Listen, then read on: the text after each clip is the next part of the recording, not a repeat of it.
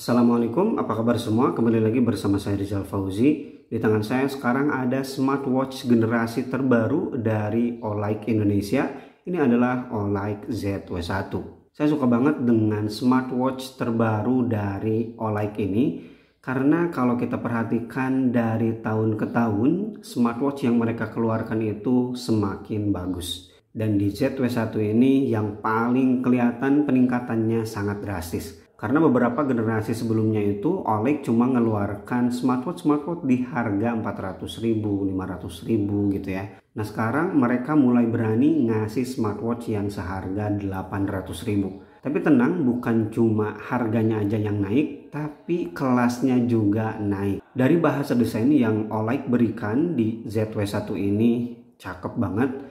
Terutama desainnya yang membulat dan juga minimalis. Terus ini ya yang saya punya yang warnanya gold ini tuh cocok banget bagi kaum perempuan. Tapi kalau laki-laki pengen pakai ini juga ya sebenarnya nggak ada masalah sih. Bagian kacanya sendiri udah menggunakan 2.5D glass. Jadi sampingnya tuh udah melengkung dan terlihat lebih kekinian aja ya daripada smartwatch yang masih menggunakan kaca flat alias datar. Kemudian saya juga suka ya di bagian kacanya ini udah anti fingerprint magnet, jadi gak gampang banget untuk meninggalkan jejak sidik jari. Kemudian balutan frame yang digunakan di ZW1 ini menggunakan bahan metal. Saya suka juga dengan finishing yang ada karena ini finishingnya doff. Dan di bagian samping kanan ada satu tonjolan tombol yang lumayan gede. Ini sebenarnya selera masing-masing ya. Kalau saya sendiri untuk tonjolannya terbilang cukup bagus ya daripada yang terlalu kecil. Ini udah pas menurut saya. Kemudian feel ngeklik di tombolnya itu juga nyaman, clicky. Nah untuk material di bagian belakangnya masih menggunakan PC alias plastik, tapi tetap ya kesannya tuh dari sisi manapun smartwatch ini kerasa elegan dan juga kerasa mahal. Terlebih strap yang Olight kasih di Z1 ini menggunakan bahan leather alias kulit, dan ini kulitnya asli ya. Jadi cocok banget kalau kita pengen pakai smartwatch ini ke acara-acara resmi ya.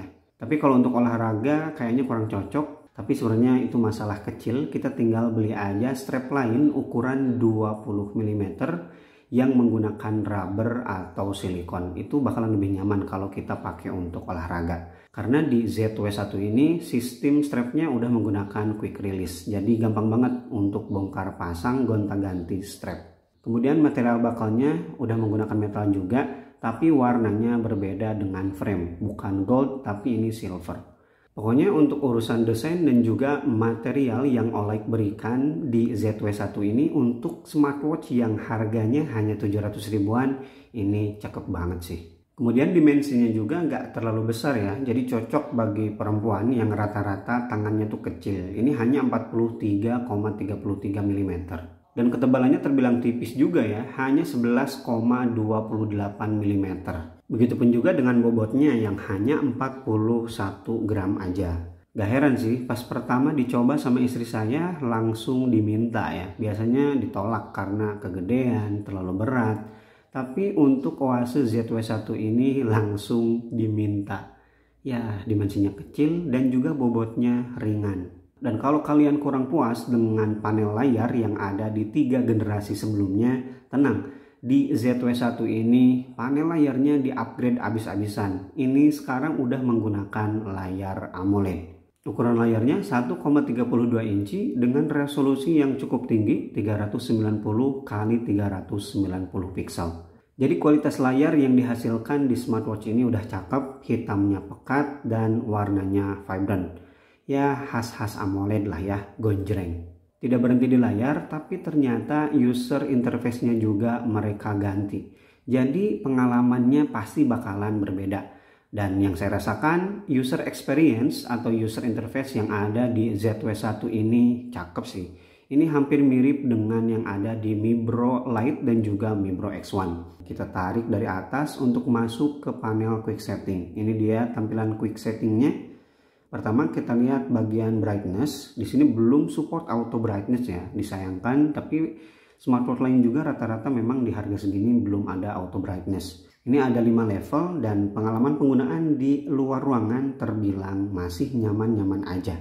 Nah, kemudian saya mau ngasih lihat di bagian setting. Settingnya lumayan lengkap, ya, memang mirip banget ya dengan Mi Bro X1 atau Mi Bro Lite. Ini dia tampilan-tampilan atau beberapa pengaturan yang ada di bagian setting.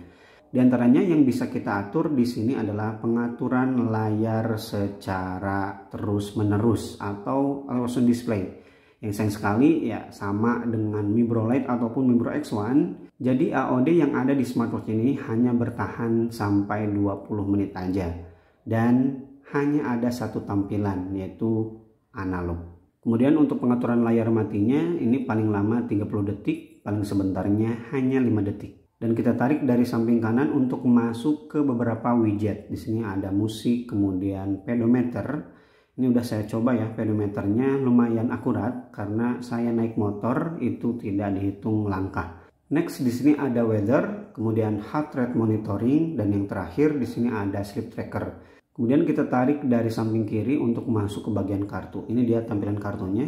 Sekali lagi ini mirip ya dengan yang ada di Mi Bro Lite dan juga Mi Bro X1.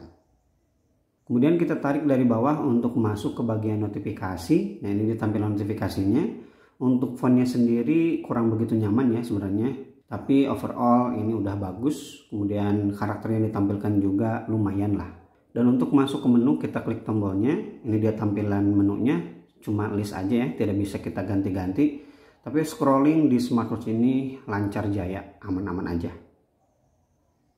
Dan watchface default yang tersedia di smartwatch ini tuh hanya ada 5, ditambah 1 slot additional yang bisa kita tambahkan melalui aplikasi Wear Fit Pro. Dan watchface yang tersedia di aplikasi Wear Fit Pro banyak ya. Jadi teman-teman tenang aja kalau pengen gonta-ganti watchface di sana semua gratis. Kemudian bagi teman-teman yang pengen custom watchface menggunakan foto dari galeri, gampang banget.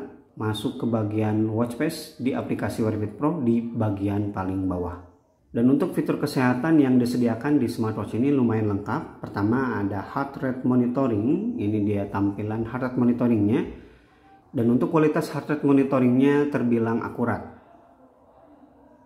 Yang kedua ada tekanan darah atau blood pressure. Dan ini dia hasil pengukuran saya yang saya lakukan antara smartwatch ini dengan alat yang saya punya. Untuk blood pressure sendiri sayangnya tidak bisa diaktifkan secara otomatis ya. Jadi kita kalau pengen ngukur ya secara manual aja. Yang selanjutnya ada blood oxygen atau SpO2 untuk mengukur kadar oksigen dalam darah. Ini juga sama dengan blood pressure, tidak bisa diatur secara otomatis. Dan untuk kualitas sensornya seperti ini. Yang selanjutnya ada sleep tracker untuk mengukur kualitas tidur. Bagi teman-teman yang pengen mengukur kualitas tidur menggunakan smartwatch ini, pengalaman saya sih nyaman-nyaman aja ya. Karena ukurannya yang ringkas. Dan yang terakhir fitur breathing exercise.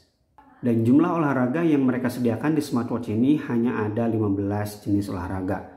Dan kalau kita nyari swimming, gak bakalan ketemu. Karena IP rating yang ada di smartwatch ini hanya IP67. Hanya anti debu dan juga keringat atau basah-basah ringan lah. Hujan-hujan ringan bakalan aman. Tapi kalau dipakai berenang, hujannya deras mungkin saya gak menyarankan sih. Kemudian bagi teman-teman yang suka tracking outdoor olahraga, di sini juga belum built-in GPS, jadi kita harus bawa smartphone-nya juga. Tapi tenang, di smartwatch ini kita bisa set goal di setiap olahraganya.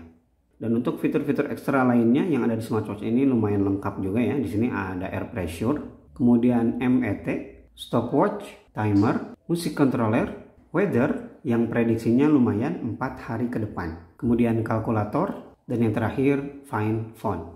Dan kapasitas baterai yang ditanamkan di smartwatch ini terbilang kecil, hanya 200 mAh. Mereka ngeklaim bisa bertahan sampai 7 hari, tapi pengalaman saya dengan penggunaan yang sangat intens, sehari itu bisa berkurang 30%. Harusnya sih kalau penggunaan biasa-biasa aja memang lebih awet ya. Oke, itu dia review saya di smartwatch Olight ZW1, smartwatch yang bagus dari Olight. Sekarang kita jadi punya opsi yang sangat bagus bagi teman-teman yang pengen ngerasain layar AMOLED di harga 700 ribuan. Sebelumnya memang udah ada Mi Bro Lite, udah ada Mi Bro X1, tapi karena statusnya yang tidak resmi, kita tidak punya garansi.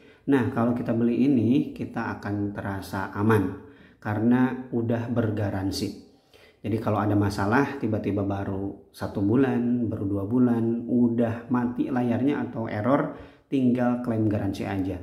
Untuk fitur dan yang lainnya ini udah cukup banget. Jadi worth it di harga 700 ribuan. Terima kasih bagi teman-teman yang udah nonton video ini sampai selesai, dan bagi teman-teman yang punya opini lain mengenai smartwatch Olight ZW1 ini, silahkan tulis aja di kolom komentar. Dan mohon maaf apabila ada salah-salah dalam penyampaian informasi. Rizal Fauzi pamit. Wassalamualaikum warahmatullahi wabarakatuh.